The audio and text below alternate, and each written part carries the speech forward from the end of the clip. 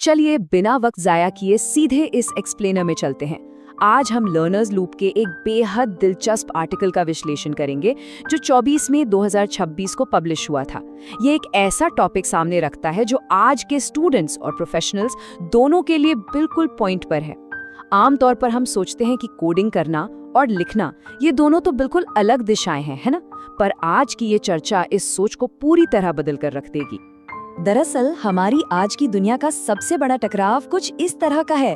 एक तरफ है आपका कीबोर्ड जो तेजी से बढ़ते एल्गोरिदम्स और कोड की ताकत को दिखाता है, और दूसरी तरफ है कलम जो कहानियां कहने की कला और हमारे अंदर के इंसानी तत्व यानी ह्यूमन एलिमेंट की निशानी है।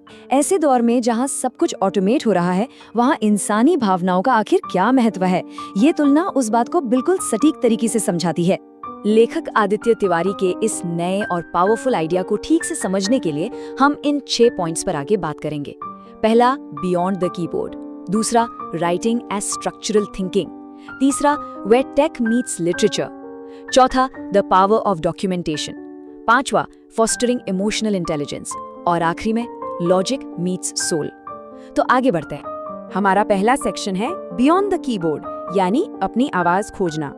शुरुआत में ही ये बात बिल्कुल स्पष्ट कर दी गई है कि आज के इस ऑटोमेटेड कोड वाले जमाने में लिखने की आदत डालना कोई शौक नहीं बल्कि एक जरूरत है।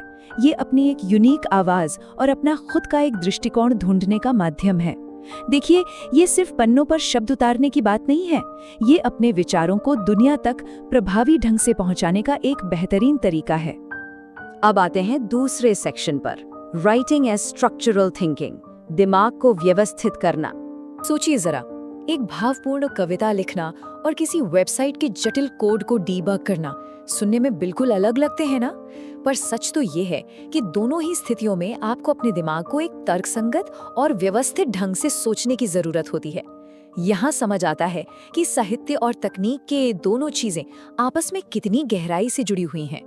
और इस बात को एक बेहद खूबसूरत कोट के जरिए समझाया गया है, Words have the power to turn walls into bridges. यानी शब्दों में दीवारों को पुल में बदलने की ताकत होती है। ये दिखाता है कि कैसे स्ट्रक्चरल थिंकिंग की मदद से सिर्फ शब्दों का इस्तेमाल करके आप सबसे मुश्किल समस्याओं को सुलझा सकते हैं और संचार की बाधाओं को हमेशा के लिए दूर कर सकते हैं। तीसरा section, Where Tech Meets Literature, यानी प्रभावशाली उत्पाद बनाना।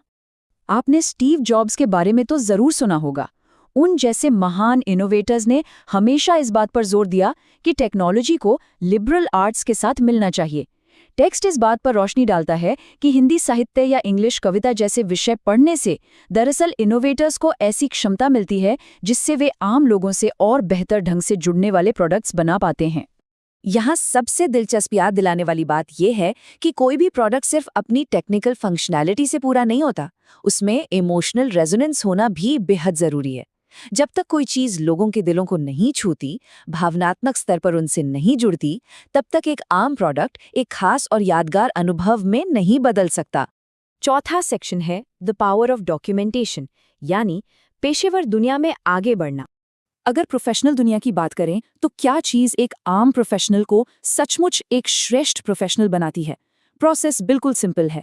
पहला कदम, अगर आपको स्पष्ट डॉक्यूमेंटेशन और ईमेल्स लिखना आता है तो दूसरा कदम आप खुद ब खुद पार कर लेंगे, यानी आप अपने विचारों को ठीक से और आसानी से समझा पाएंगे। और तीसरा कदम, जब आपके विचार स्पष्ट होंगे तो लोग आपके विजन पर भरोसा करेंगे और आपको फॉलो करेंगे। यही सच्ची श्रेष्ठता का राज है। पांचवां सेक्शन, फॉस्टरिंग इमोशनल इंटेलिजेंस, अपने अनुभवों को समझना। अब थोड़ा अंदर की तरफ देखते हैं। स्टूडेंट लाइफ बिल्कुल आसान नहीं होती। हॉस्टल की जिंदगी का अकेलापन हो या फिर डेली क्लासेस और एग्जाम्स का भयंकर दबाव, ऐसे में लिखना, खास करके एक जर्नल मेंटेन करना, एक मैजिक टूल की तरह काम करता है।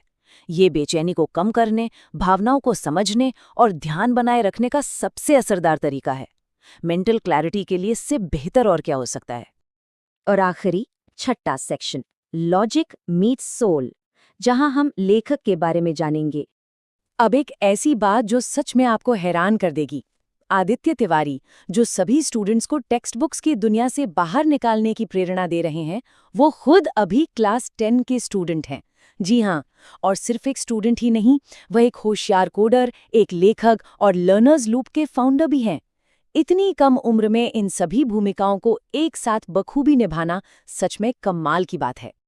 और उनकी यही लर्नर्स लूप की फिलॉसफी सारी बातों को एक साथ जोड़ देती है।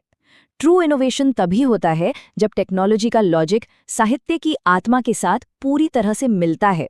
ये इस बात का प्रूफ है कि दोनों दुनियाएं एक दूसरे की दुश्मन नहीं हैं, बल्कि एक दूसरे को मजबूत बनाती हैं और पूरा करती हैं। हम इस एक्सप्लेनर को एक सवाल के साथ यहीं रोकेंगे, एक ऐसा सवाल जिस पर आपको जरूर सोचना चाहिए। सोचिए, जब आखिरकार लॉजिक और लिटरेचर यानी तकनीक और साहित्य एक साथ मिल जाएंगे, तो कौन से नए और अनोखे पुल बनाए जा सकेंगे? हमारी दुनिया में आखिर क्या-क्या बदलाव आएंगे? इस सीख को अपने दिमाग में रखिए और सोचिए कि आप अपनी कलम और अपने कीबोर्ड के बीच एक बेहतरीन संतुलन कैसे बना सकते हैं।